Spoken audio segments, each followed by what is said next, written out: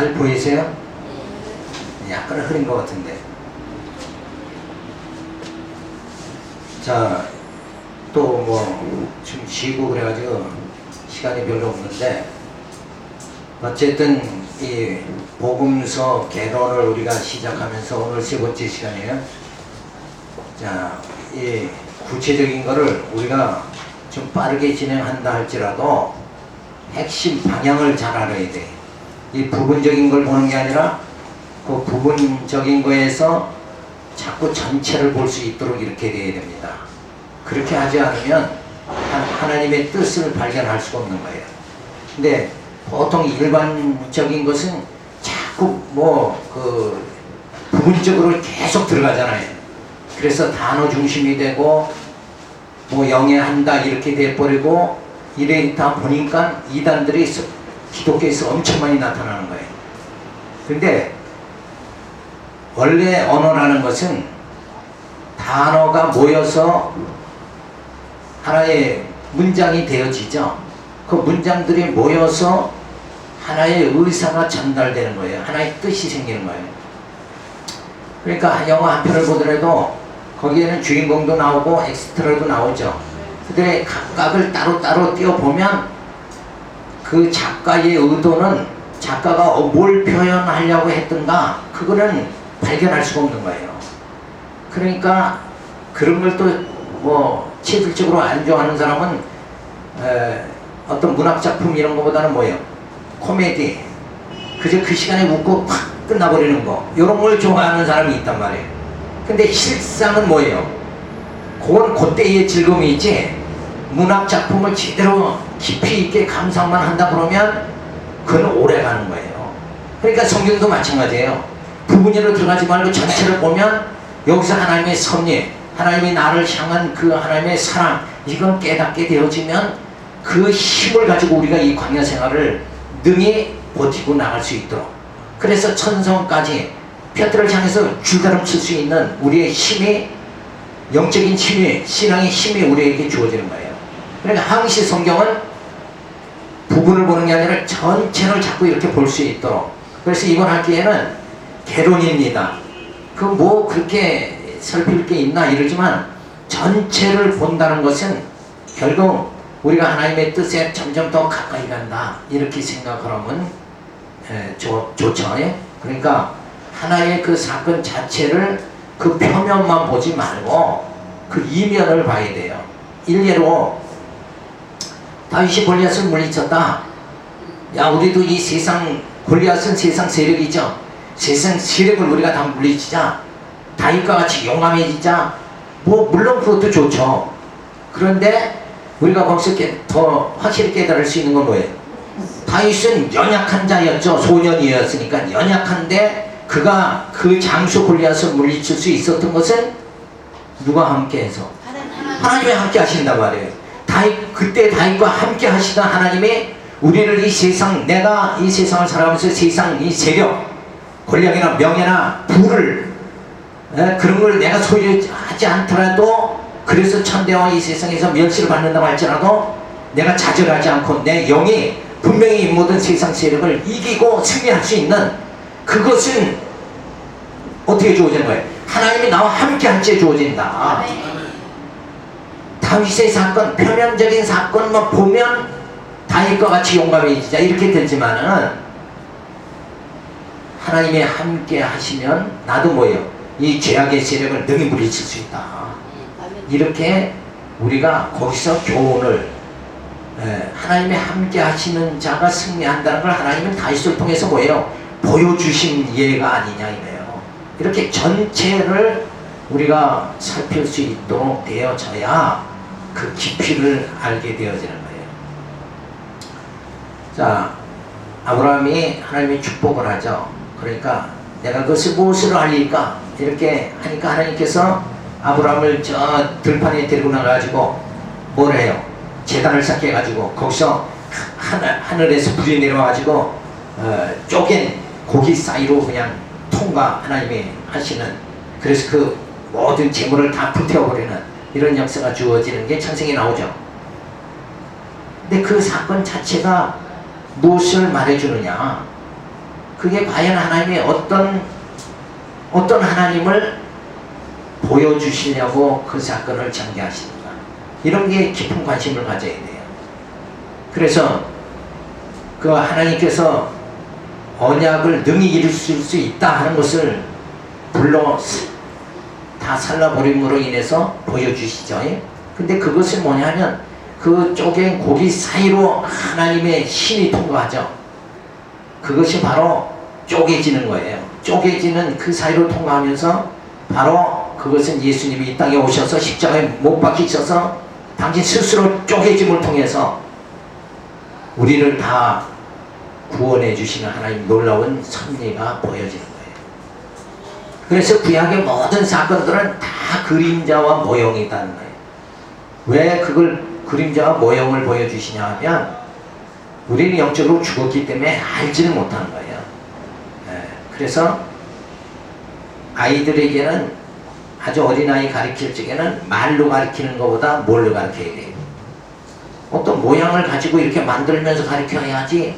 그래서 이제 우리가 그 율동 같은 거 몸동작으로 하죠. 이게 빨리 전달이 된단 말이에요. 그쵸? 그런데 그런 어떤 뭘 동원하지 않더라도 이 말씀 속에서 우리가 하나님의 뜻을 발견할 수 있도록 이렇게 돼야 그게 고상한 거예요. 아이들은 형상이 필요하지만 어른은 형상이 없어도 말귀를 알아듣는단 말이에요. 그러니까 이런 모든 성경도 전체의 흐름을 갖다 지금 계속 파악해 나가는 겁니다. 자, 그래서 이거는 그리스도의 성취라고 그랬죠. 1편에 예수에 의한 성취가 주어집니다. 마태복음, 요한복음까지 제1장에서는 직임에 의한 성취입니다. 마태복음인데 예수님은 이 땅에 생명과 빛으로 오셨죠. 그래서 하나님의 그 언약을 성취하십니다. 하나님의 언약이 뭐예요? 죄인된 우리를, 죄로 죽었던 우리를 살려가지고 하나님 나라 들어가게 만드는 거잖아요. 그러기 위해서 예수님이 이 땅에 오셔서 직임을 통해서 그 모든 것을 성취해 나가기 시작합니다. 자, 그래서 마태복음 1장부터 4장까지 구약의 언약에 의한 성취가 보여지죠. 그래서 예언대로 출생하시는 예수가 마태복음 1장부터 2장에 보여집니다. 그러니까 예수님은 어떻게 이 땅에 오시는가? 예언대로 오셨다. 그러니까 그 예언 이전에 뭐가 있어야 돼요? 하나님의 작정이 있죠. 하나님의 뜻을 세우셨어요. 아담을 창조하시고 그가 타락한 후에 둘째 아담 누구예요? 예수를 보내가지고 첫째 아담은 육체죠. 근데 둘째 아담은 그리스도 안에서 우리 영을 새롭게 만든 거예요. 예수 안에서 새로운 피조물, 영을 창조하시는 작업을 또 해나가시는 거예요. 그러기 위해서 이 땅에 예수님은 예언대로 오셨다. 그래서 우리는 육으로 사는 게 아니에요. 우리 겉사람으로 사는 게 아니라 뭐예요? 우리의 속사람으로 사는 거다. 영으로 사는 거예요. 육체가 아니라. 세상 사람은 다 육체로 사는데 우리는 뭐예요? 영으로 사는 거예요. 이렇게 우리가 영으로 살도록 해주기 위해서 누가 오셨는가? 예언대로 예수님이 오셨다. 그래서 예언대로 이 땅에 출현하시는 내용이 3장, 4장에 나타납니다. 그래서 2절에는 선지자 직임에 의한 예수님은 어떻게 오셨는가? 예언대로 오셨는데 어떻게 오셨어요? 선지자로 오셨다. 라는 말씀이 마태복음 5장에서 16장까지 주어집니다. 그 가운데 말씀과 표적에 의한 성취예요. 이 말은 뭐냐면 마태복음 5장에서 9장은 예수님이 진짜 선지자냐, 진짜 우리가 믿을 수 있는 선지자냐, 세상에 거짓 선지자가 많잖아요. 근데 진짜 예수님은 하나님이 보내신 선지자냐, 우리를 충분히 뭐예요? 육의 몸에서 죽음에서 생명으로 인도해 줄 수 있는 참 선지자냐, 이거를 보여줍니다. 그걸 뭘로? 말씀과 표적으로 보여줘요. 그 다음에 교훈과 질책에 의한 성취를 합니다. 마태복음 10장부터 시작. 자, 선지자의 교훈, 그게 선상교훈이죠. 그 말씀으로 우리를 양육해 주시는 거예요. 말씀으로 양육해 주시는 그 직임을 성취하시는 모습이 나타나죠. 그 다음에 세 번째, 직위와 직무에 의한 성취가 주어집니다. 자, 3절에 들어가서 왕의 직임에 의한 성취예요. 그러니까 예수님 어떻게 오셨어요? 예언대로 오셨는데 선지자로 오셨고 두 번째로 왕으로 오셨다. 그러니까 선지자로 오셔가지고 우리를 우리 욕망대로 살아가는 자들을 하나님 말씀으로 우리를 하나님께로 인도하는 그 일을 선지자로 하신다. 우리가 이제 이렇게 신학교 졸업하면 목회자가 되죠. 그러면 가서 전도해서 뭐예요? 저들이 육체로 사는 자들을 다 아버지께로 인도해야 된다. 그 사명이 바로 이게 선지직의 사명이다. 그리고 이제 두 번째는 뭐예요? 왕의 직임을 하는 거예요. 왕은 뭐예요? 통치하는 거죠. 그러니까 우리는 내 스스로 인간 본능에 의해서 통치를 받는데 그런 자들을 성령에 의해서 통치함을 받도록 만들어 주시기 위해서. 그래서 그 일례가 뭐예요? 베드로가 예수님이 죽으실 때에 세 번 닭 울리기 전에 세 번 부인하죠. 근데 성경을 딱 받고 난 다음에 뭐예요? 십자가에 순교한단 말이에요. 그러니까 순교할 수 있는 자로 그렇게 베드로가 죄에 통치받는 게 아니라 성령의 통치함을 받도록 그렇게 막 바꿔주시는 이런 일들이 누가 하는가? 통치자이신 영원한 왕 되신 예수님이 하는 거예요. 그래서 시편에 보면 우리의 왕은 바로 메시아 예수다 이렇게 말을 해주고 있죠. 그래서 내 뜻대로 살아가는 것이 아니라 뭐예요? 주님 뜻대로 살아갈 수 있도록 만들어 주시려고 이 땅에 오신 분이 누구냐? 왕이신 예수님이다. 자, 그래서 직위의 생사에 의한 성취가 주어집니다. 그 다음에 직무의 수행에 의한 성취가 주어집니다. 그래서 왕으로서 우리의 심령을 완전히 통치해 나가시는, 그렇게 우리의 왕으로 예수님은 이 땅에 오셨다. 그래서 그럼 예수님이 왕으로 오셔서 우리를 통치해서 우리는 원래 죄의 통치를 받던 자들을 예수님이 우리를 통치해서 어떻게 하는 거예요? 하나님을 경외하도록 만드시는 거예요. 우리는 다 내 뜻대로 내 좋은 대로 살잖아요. 근데 아버지의 뜻대로 행할 수 있도록 나를 통치해 주신, 그렇게 하기 위해서 예수님은 왕으로 오셨다. 그 다음에 마지막으로 4절에 뭐예요? 제사장 직임에 의한 성취예요. 그래서 희생에 준비한 성취가 주어집니다.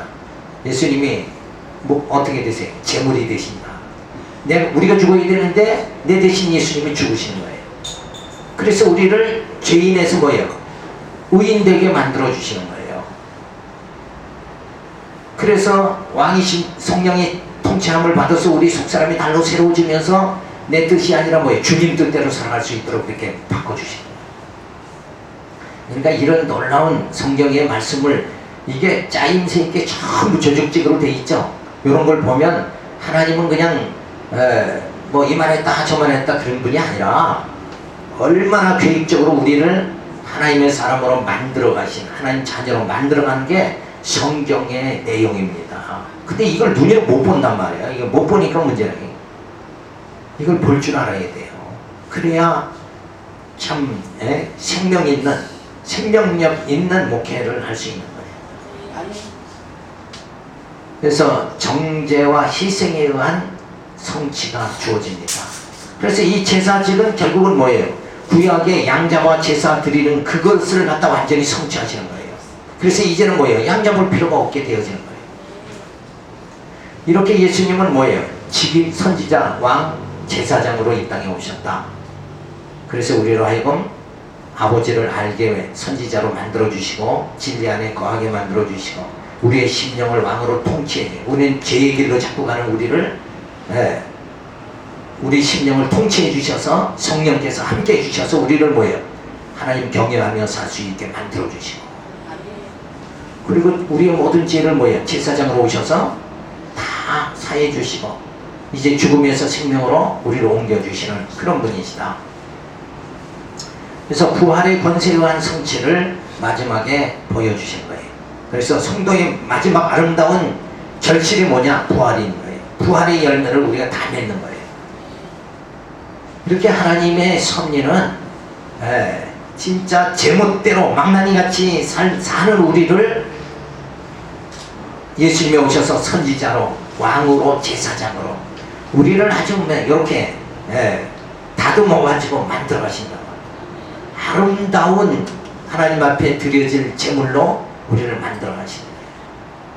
그래서 우리가 하나님 앞에 신령과 진정으로 예배 드릴 수 있도록 이렇게 만들어 가신다.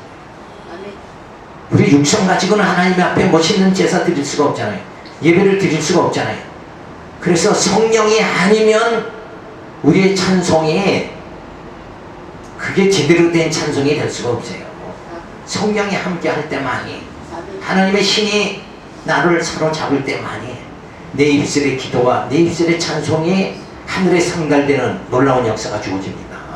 그렇게 하시기 위해서 예수님은 선지자와 제사장으로 오셨다. 이렇게 구성된 게 바로 마태복음입니다. 자, 그러면 실제 그렇게 과연 구성되어 있느냐?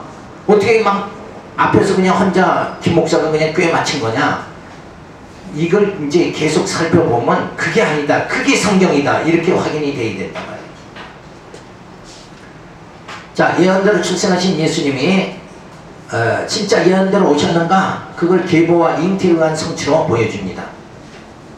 그래서 계보에 의한 성취로 보여주는데, 아브라함부터 다윗 왕이 출생까지 계보로 성취해 주시죠. 그 다음에 다윗 왕부터 바벨론을 이거할 때까지 계보로 성취해 주시고, 그리고 바벨론을 이거한 후부터 예수 출생까지 계보로 성취해 주십니다. 그래서 마태복음 1장 1절에는 어떻게 나와요? 마태복음 1장 1절, 아브라함과 다윗과 예수 그리스도의 세계니라, 이렇게 말씀을 하시죠. 그래서 아브라함이 뭐예요? 믿음의 조상 아브라함, 하나님의 택한 자죠.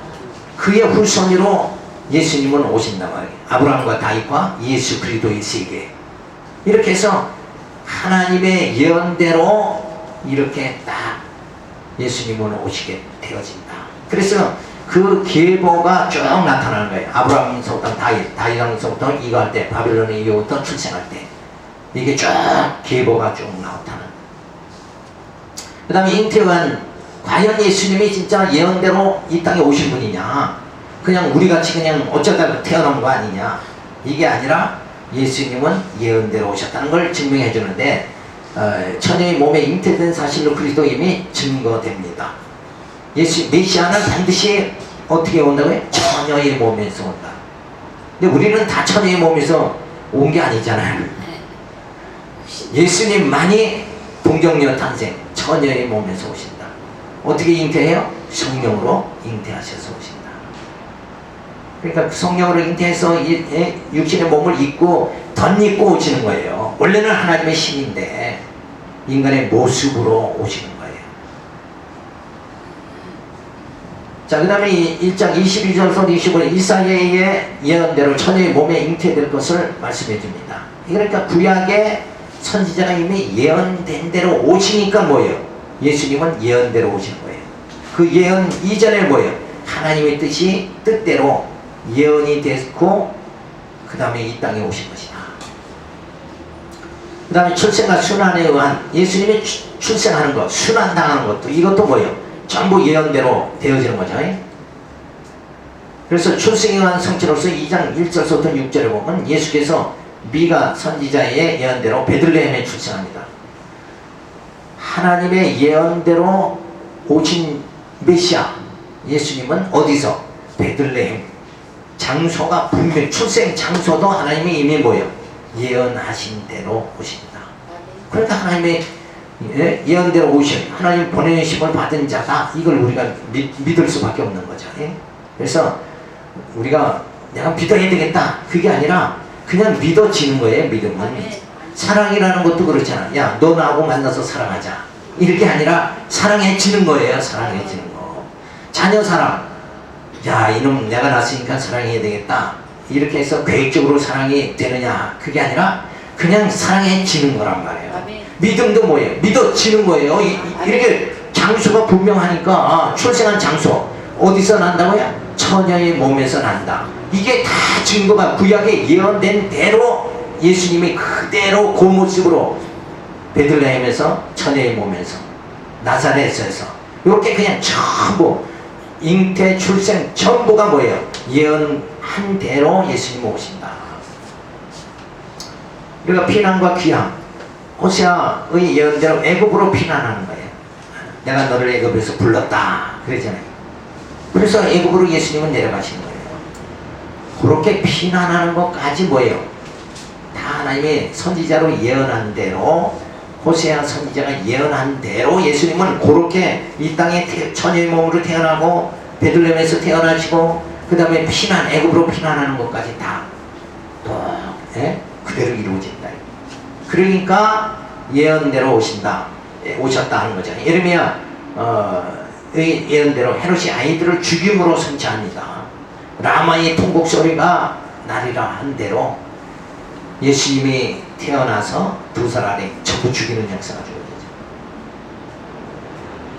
그런 역사를 보니까 예수님은 예언대로 오신 게 분명하다. 아멘. 좀도 의심할 수 없다. 아멘. 내가 믿는 예수님은 그리스도다. 아멘. 이 확정이 우리에게 주어지는 거예요. 아멘. 예수를 내가 믿어야 되겠다. 그래서 믿는 게 아니라 뭐예요? 믿어지는 거예요. 성경을 보면. 근데 이게 무지하면 뭐예요? 보지 않으면 진짜 예수님이 나를 위해서 오셨다. 우리 동네 사람을 위해서 오셨나. 이렇게 돼버리고 만다 이거예요. 이게 확신이라는 거, 믿음이라는 거. 이게 주어져야 되는 거예요. 그래야 우리가 흔들리질 않죠. 그래서 죽음 앞에서 흔들리지 않는 스데반이 돌에 맞아 죽으면서도 그 얼굴이 환하게 빛날 수 있는 거. 맞아 죽는데 울상자이죠. 근데 얼굴이 환했다. 그거는 뭐예요? 진짜 하나님의 이 예언의 말씀을 다 알기 때문에 그렇다. 그래서 예언대로 애굽에서 나사렛으로 돌아와서 삶으로 성취합니다. 그래서 예수를 나사렛 사람이다 이렇게 말해주는 거예요. 자, 두 번째는 예언대로 출현하신 예수입니다. 예수님이 이 땅에 출현하실 때도 바로 선지의 예언대로 출현하신 거예요. 그러니까 예수님에 대해서는 조금도 의심할 수가 없는 것이다.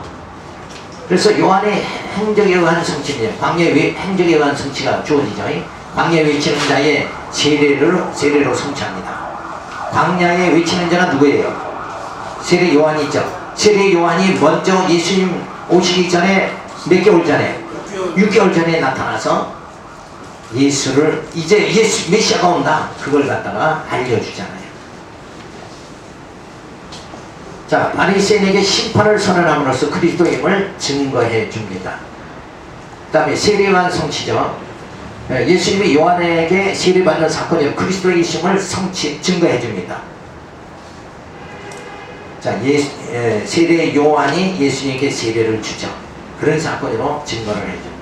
그 다음에 성령의 임함과 하늘로서의 소리로 성취로 그리스도의 이심이 증거됩니다. 세례 요한에게 세례받을 때 하늘에서 음성이 나서 이는 내 사랑하는 아들이다. 그렇게 음성이 나잖아요. 그것만 보더라도 예수님은 뭐예요? 예언대로 오신 겁니다. 이거는 역사 사실이란 말이에요. 네. 그래서 세례에 의한 성취가 주어지고 그 다음에 예수의 행적에 의한 성취예요. 그래서 시험을 이김에 의한 성취입니다. 돌들로 떡이 되게 하라는 마귀의 유혹을 물리심으로 그리스도임을 증거합니다. 아담은 뭐예요? 그 선악과 보암직하고 모금직한 거 그 따먹으라고 뱀이 유혹하니까 그대로 따먹어버리죠. 예수님은 이 돌로 떡덩이가 되는지 사람이 떡으로만 사는 것이 아니라 하나님 말씀으로 사느니라. 물질을 다 뭐예요? 하나님보다 더 숭배하는 인간의 그 속성에서 벗어나 버리는 거예요. 그래도 우리 예수 믿어도 그래도 돈이 있어야지 이렇게 되잖아요. 근데 그 돈으로 우리가 사는 것이 아니라 우리의 속사람 영은 뭐예요? 말씀으로 산다. 광야에서 만나를 주신 것 같이 우리에게는 뭐예요? 우리의 지금 영적 양식은 뭐예요? 말씀이다. 이렇게 예언대로 오신 것을 증거해주는 이 성경, 그래서 예수에 대한 예수가 그리스도라는 확신을 내가 가지고 이 세상을 담대하게 살아갈 수 있는 거, 요 전체가 뭐예요? 그게 양식이라는 거예요. 우리 눈으로 보이는 무슨 밥이나 떡이나 이런 걸 말하는 게 아니라, 그죠? 자, 그래서 두 번째는 시편 91편을 인용하여 뛰어내리라 하는 유혹을 물리침으로 그리스도의 힘을 증거해 줍니다. 자, 하나님께서 경배와 그를 섬기라는 말씀으로 마귀의 유혹을 물리침으로 승차하십니다. 그래서 하나님 외에는 이 땅에는 뭐예요? 섬김 받을 자가 없다. 오직 우리 하나님만 경외해야 된다. 내가 섬김을 받는 자리에 올라가면 안 됩니다. 그건 어리석은 거예요. 우리가 어떻게 하나님이 돼요? 우리가 어떻게 왕이 되느냐 이게. 우리는 오직 뭐예요? 하나님만 섬겨야 돼요. 하나님에게서 뭐가 주어집니까? 생명이 주어지잖아요. 우리는 생명의 근원은 하나님이시고 우리는 생명을 뭐예요? 공급받는 자에 불과한 것이다. 그런데 우리가 뭐 된 줄 알고 막 껍적거리면 그게 가관이죠. 그죠? 그런 가짜 인생을 살지 말아야 된다. 그래서 진짜 주님으로부터 그 생수, 생명을 갖다가 생기를 공급받아서 우리가 살아간다.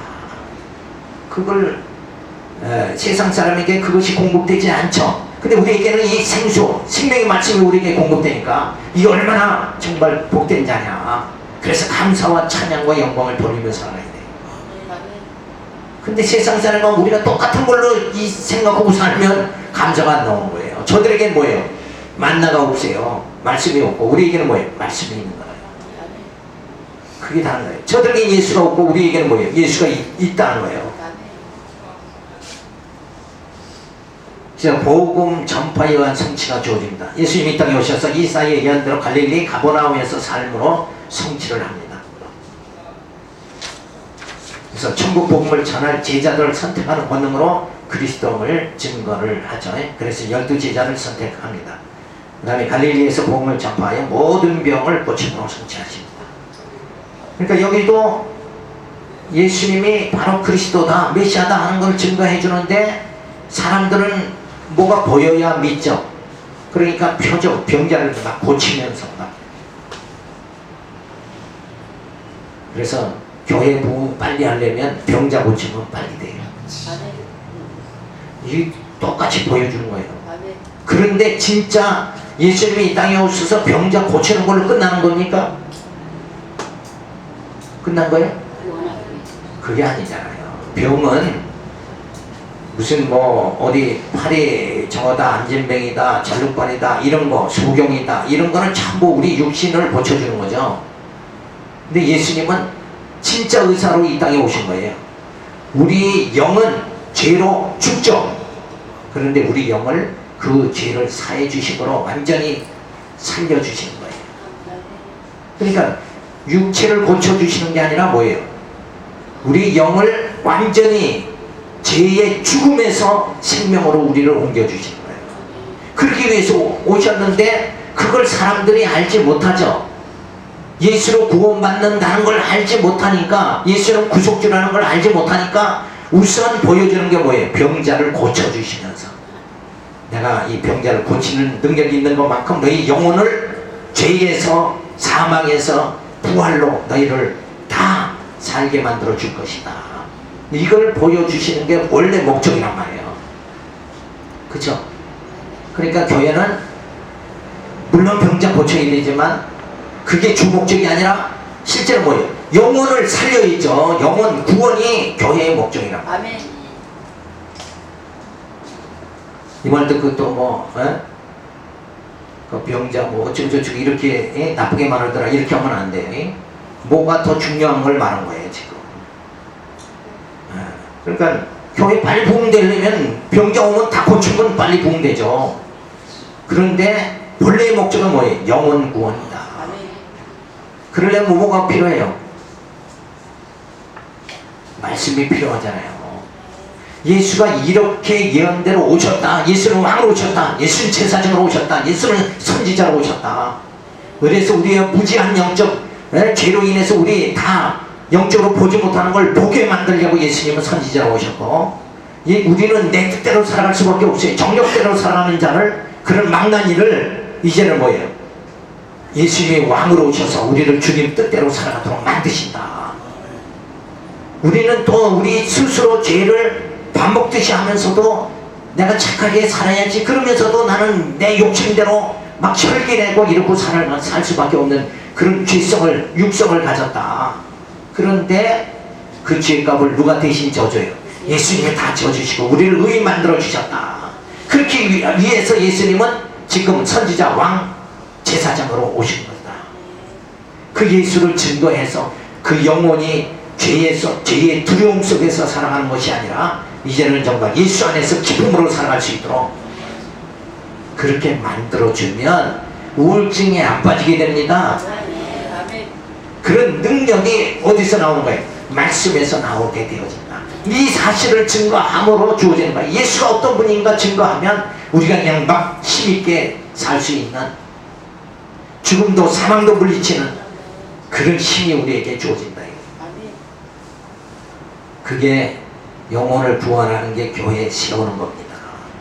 그러기 위해서 말씀을 우리가 연구하고 어떻게 하면 이 말씀을 바르게 전해가지고 진짜 영혼을 구원할 수 있을 것인가, 여기에 우리가 연구를 하고 고심을 해야 됩니다.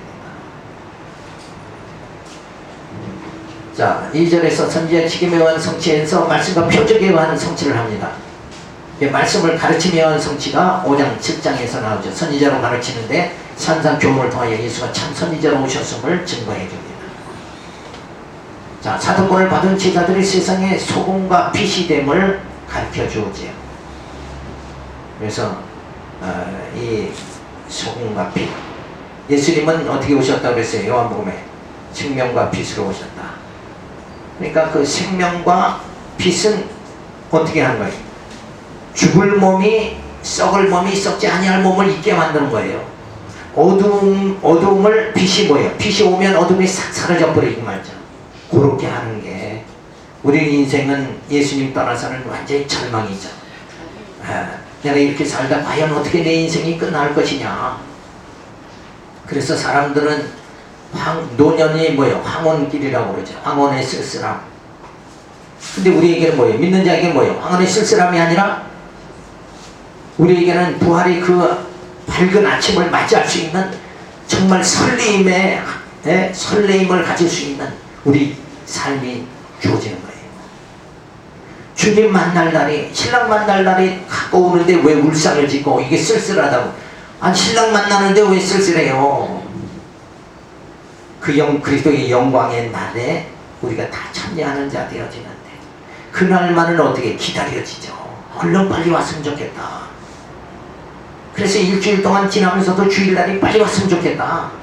이렇게 되어져야 진짜 우리가 하나님 앞에서 바른 삶을 살아가는 거예요. 야, 세상에서 좀 어떻게 하면 편하게 살까, 즐겁게 살까, 이런 연구하는 것보다, 그죠? 심령의 평안이 주어져야 돼. 자, 그리스도의 법, 즉 사랑으로 율법과 선지를 완전케 하여 그리스도의 힘을 증거해 줍니다. 자, 이 한 대목만 가지고도 1시간 이상 설명을 할 수 있지만은 지금 개론이니까 그렇게 할 수 없고, 어쨌든 이 율법이라는 것은 뭐예요? 사랑의 법, 그리스도의 법으로 다 이루어지는 거예요. 그러니까 구약에서 모세에게 행위 언약을 주시죠. 아브라함에게 무슨 언약 주셨어요? 아브라함에게 무슨 언약? 모세에게 행위 언약. 그러면 아브라함에게 무슨 언약? 이렇게 모르면 안 돼요. 은혜 언약이잖아요. 아브라함에게 축복한 건 아무 조건이 없어요. 근데 모세에게 율법을 주시면서 넌 이거 지키면 살고 어기면 죽는다, 이런 조건이 주어져요. 그런데 그 아브라함에게 은혜 언약 주고 모세에게 행위 언약을 줬죠. 그런데 예수님에게서는 무슨 언약이에요? 새 언약이다 그러죠. 내가 너희에게 새 언약을 주노라. 그러니까 율법은 뭐예요? 인간이 도저히 지킬 수가 없죠. 조건적인. 그런데 진짜 새 언약, 그것은 뭐냐 하면 성령께서 오셔서 우리로 하여금 다 지킬 수 있게 만들어주는 거예요. 아브라함에게 은혜 언약 줬지만 아브라함은 은혜 안에 거하지 못했죠. 왜? 자기 육성이 있기 때문에. 늘 아내를 유일하고 속이고 막 거짓말하고 불순종하고 그렇게 살 수밖에 없는 거예요. 근데 그 언약이 아니라 새 언약을 주신 거예요. 그 새 언약은 뭐예요? 성령이 오셔서 우리로 하여금 하나님 뜻대로 살아갈 수 있도록 우리를 이끌어줘 버리는 거예요. 그러니까 이제는 우리에게는 뭐예요? 불가능이 없게 되어지는 거예요. 가능하게 되는 거예요. 예수 안에는 능치 못함이 없느니라 이렇게 되는 거예요. 그건 뭐예요? 하나님의 뜻대로 능히 살 수 있게 된다는 거죠. 아브라함의 후손은 하나님께서 아브라함에게 은혜 언약을 줬지만 하나님 뜻대로 못 살았잖아요. 그렇죠? 육성이 있기 때문에. 근데 우리는 뭐예요? 아브라함의 후손들은 주님 하나님 뜻대로 못 살았지만 우리는 하나님 뜻대로 살 수 있게 됩니다. 왜? 성령이 나를 붙잡아 주니까 하나님 뜻대로 살게 되죠. 이렇게 아브라함에게 준 은혜 언약과 모세에게 준 행위 언약과 예수님이 주신 새 언약은 분명히 이렇게 다르다 이거예요. 그래서 우리는 새 언약으로 인해서 뭐예요? 구원받게 되는 거예요. 그러니까 우리는 진짜 값없이 받는 은혜란 말이에요. 값없이. 그게 값없이에요. 내가 노력한다고 해서 이루어질 수도 없는 그것을 성령께서 내 대신 뭐예요? 다 내 심령을 발동시켜가지고 진짜 그 복음의 열정을 가지고 하나님 주님 뜻대로 살아갈 수 있도록 만들어 주시는 거예요. 그러니까 예수님이 오셔서 주시는 이 복음이라는 게 얼마나 이게 참 우리에게는 감사가 넘친다 이거예요. 이렇게 말씀을 깨달아가면 성경을 이렇게 생각을 하면은 막 힘이 솟는 거예요. 야, 나 같은 죄인에게 나무로 하라 그러면 난 아무것도 할 수 없는데 성령이 오셔서 나를 하나님의 자녀로 만들어 버리니까 내가 하나님께 찬양하는 거예요. 성령 충만해서 찬양해야 하나님 앞에 상달되지. 자기 멋대로 찬양해서는 안 된다 이거. 저놈 죽일러 이러면서도 입술에는 찬송이 나가는 게 우리의 속성이란 말이에요. 그죠? 근데 성령이 오시면 야, 나는 아무것도 아니구나. 나 같은 걸 이렇게 붙잡아 주신 그 하나님의 은혜에 너무나도 감사하니까 그 하나님의 사랑을 어떻게 내가 다 찬송할 수 있겠는가. 그렇게 이제 우리 마음이 다 달라지게 그렇게 만들어 주시죠. 계명과 윤리를 가르치죠. 그래서 죄성을 가진 인간은 율법에 의해 만신창이가 됨을 가르쳐 줍니다.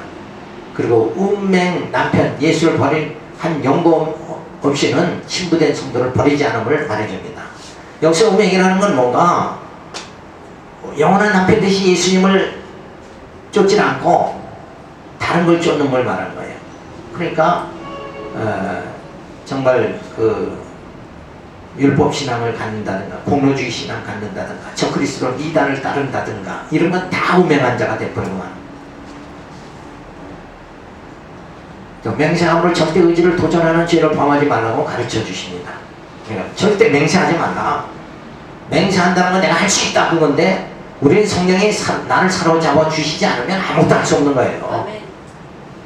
그러니까 우리는 그만큼 뭐예요? 나는 할 수 없는데 성령께서 나로 하여금 하게 하신다. 그러니까 그게 뭐예요? 은혜잖아요. 나는 은혜 받은 자로 살아가야 되는 거예요. 우리는 은혜 받은 자로 살아가야지 내가 뭘 만들어가지고 내가 과시하면서 이러고 살아갈 존재가 되지 못한다. 그 다음에 옛 언약을 새 언약이 중보자로 오신 그리스도가 성취할 것을 말해줍니다. 옛 언약은 뭐예요? 율법을 말하잖아요. 너무 정자를 진 분들만 오셔가지고 통 얘기를 안 하죠. 나 혼자 해야 돼.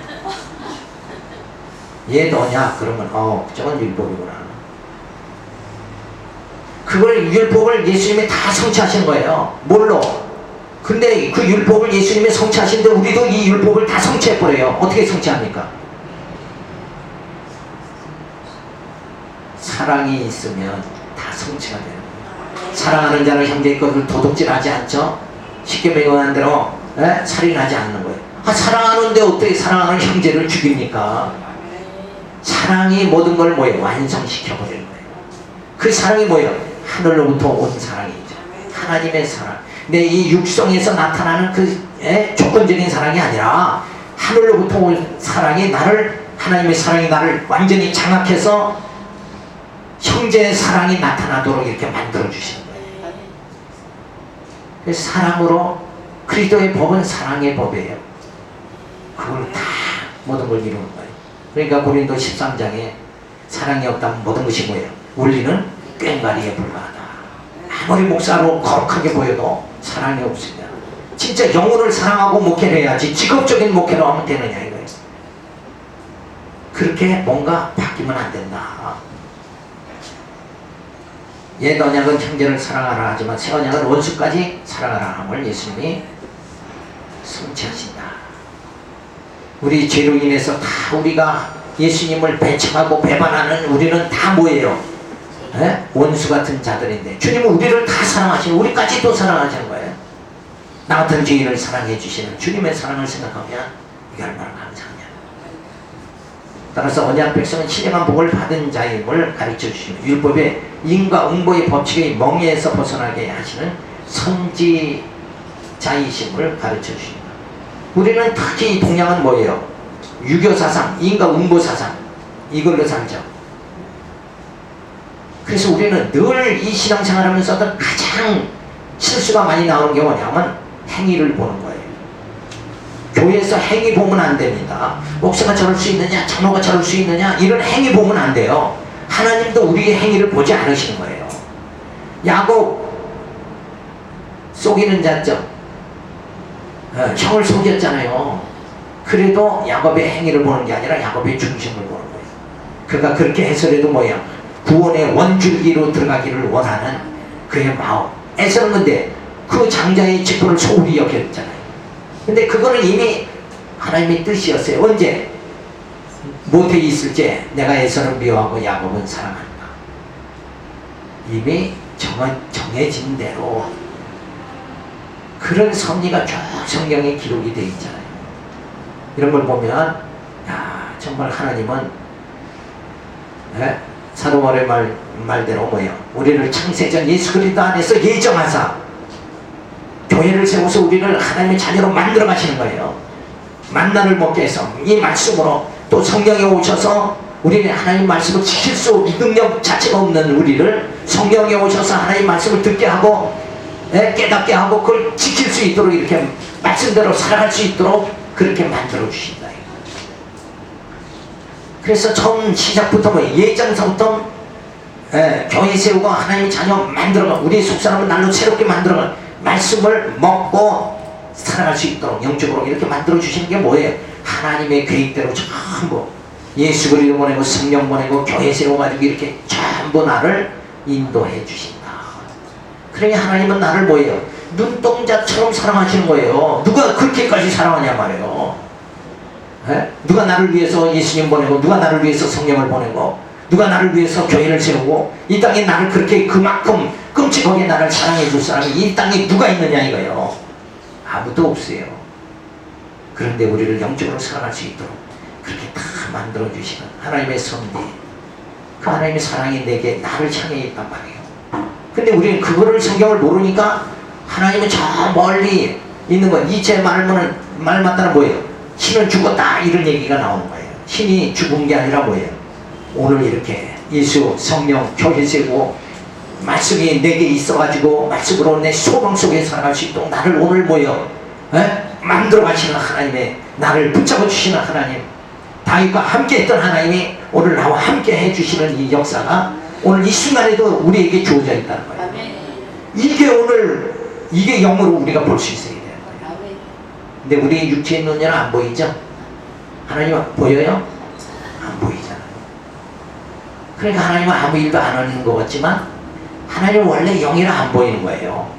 근데 이 우주 만물을 다 통제하시고 우리 심령을 예수 그리스도 왕으로 보내가지고 왕 대신 예수님의 또 성령이 우리를 지금 통치해 나가시고 그래서 오늘 우리가 이렇게 귀한 말씀을 듣게 되고 이런 역사 세상에 썩어질 것을 위해서 다 일하는 사람인데 우리는 뭐예요? 썩지 아니할 것을 위해서 일할 수 있도록 이렇게 만들어 주시는 거예요.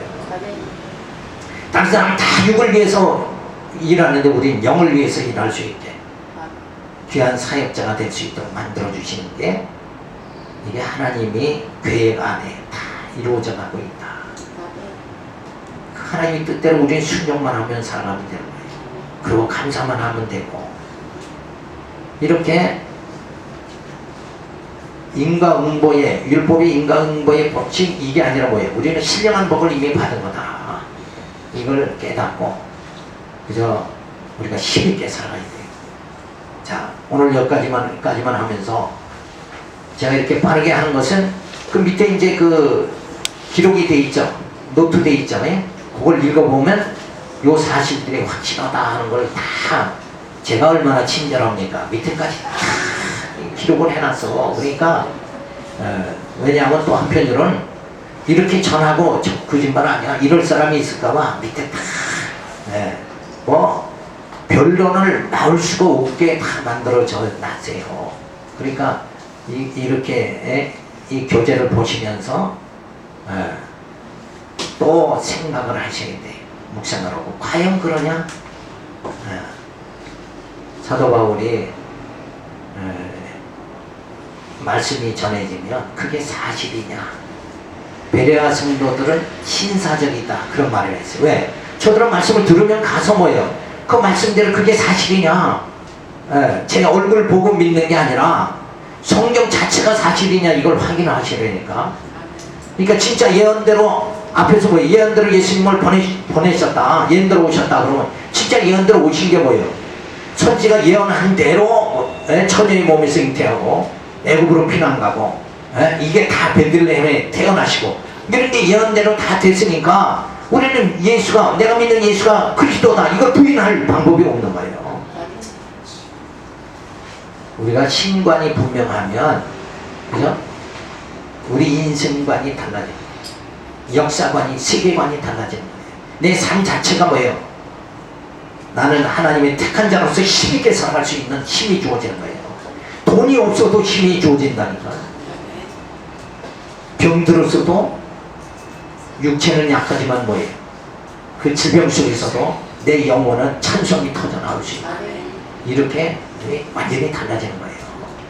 보이는 이 조건, 이건 아무 관계 없어요. 보이는 것은 다 보이지 않는 걸로 말미암은 거예요. 그러니까 육체에 남에서부터 안진뱅이, 그건 굉장히 불행한 사람이 있죠. 근데 사실은 뭐예요? 육체일 뿐이지 그의 영은 뭐예요? 하나님이 붙잡아 주신다. 그리고 하나님 나라는 영으로 사는 거지 육체로 사는 게 아니라고요. 그래서 이런 말씀을 자꾸 이렇게 우리가 소화하면서 우리의 머리에 이 사상을 자꾸 바꿔나가야 돼. 그게 아니구나, 그게 아니고 진짜 이렇다, 이게 믿음이다 이렇게 바꿔나가는, 그러면서 영혼을 구원할 수 있는 그런 전도에 우리가 힘을 쓸 수 있도록 되어져야 됩니다. 기도하겠습니다. 그러게 감사를 드립니다. 주신 말씀 기억하면서 늘 저희들의 심령이 새롭게 될 수 있도록 역사하여 주시옵소서. 믿음이 주어지고 확신이 주어져서 내 이 말씀을 전하는데 내 생명을 다 바쳐도 내가 부족함이 없다, 이런 믿음을 가지고 살아갈 수 있도록 인도하여 주시옵소서. 일사고 예수님의 이름으로 기도드리겠습니다.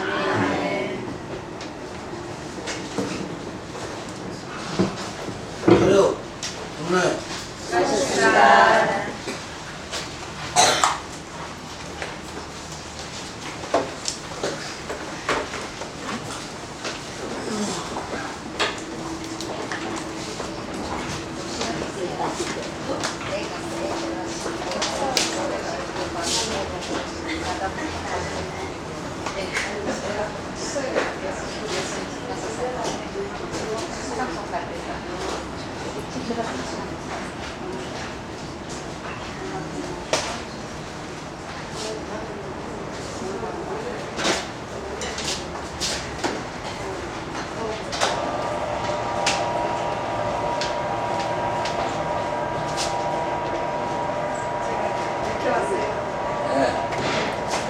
거기다 짚고 좀 하세요. 이름 볼펜 있어요?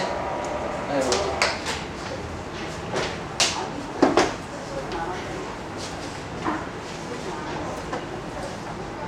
죄송해요. 교수님. 네. 죄송해요. 기억을 다 잃었어요. 웬일이야.